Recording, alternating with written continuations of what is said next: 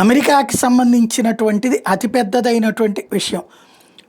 America impact మన real estate మీద పడుతుంది అన్నటువంటిది ఎక్స్పర్ట్లు చెప్తున్నటువంటి అంశం. ఎంఎస్ఎంఈల మీద అమెరికా సుంకాల ప్రభావం ఉంటుంది. అట్లాగే అన్రాక్ అంచనా ఏంటంటే భారత ఎగుమతుల మీద అమెరికా విధించిన సుంకాల కారణంగా సూక్ష్మ చిన్న మధ్యస్థాయి కంపెనీలు ఎంఎస్ఎంఈ వాటి ఉద్యోగుల ఆదాయం మీద ప్రభావం పడే అవకాశం ఉంది. ఈ నేపథ్యంలో 45 లక్షల లోపు ధర ఉండే అందుబాటు గృహాల విక్రయాలు దెబ్బతినే అవకాశం ఉందని రియల్ ఎస్టేట్ సంస్థ అన్రాక్ చెప్తోంది. ప్రధానంగా ఈ సంస్థలో పనిచేసే ఉద్యోగులే ఇళ్లను కొంటారు. అమెరికా ఎగుమతుల్లో ఎంఎస్ఎంఈల వాటా గణనీయంగా ఉంటుంది. అధిక సుంకాల వల్ల వాటి ఉత్పత్తులు ఇతర దేశాలతో పోటీపడే అవకాశం కోల్పోయే ఆస్కారం ఉంది. ఈ పరిస్థితుల్లో వాటికి ఆర్డర్లు తగ్గే ఆస్కారం కనిపిస్తుంది. ఇది ప్రధానంగా ఉద్యోగుల మీద ప్రతికూల ప్రభావం చూపుతుందని అన్రాక్ అంచనా వేస్తుంది. కోవిడ్-19 మహమ్మారి తర్వాత అందుబాటు గృహాల విక్రయాలు కొత్త ప్రాజెక్టుల ప్రారంభం తగ్గిన విషయాన్ని ఈ సందర్భంగా ప్రస్తావించింది.